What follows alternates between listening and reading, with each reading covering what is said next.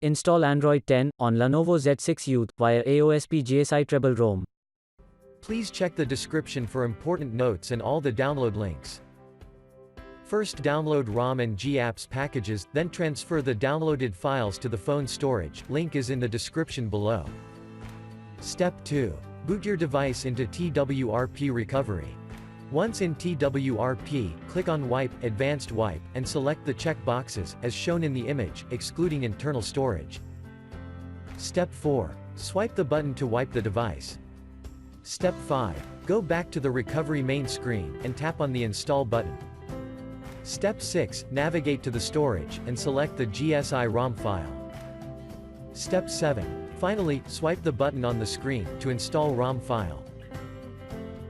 Step 9. After GApps flashing completes, select Wipe Cache and dalvik from bottom left side of screen, and swipe to wipe. Step 10. When the flashing process is complete, hit Reboot System. That's it, you have successfully installed the ROM on your device.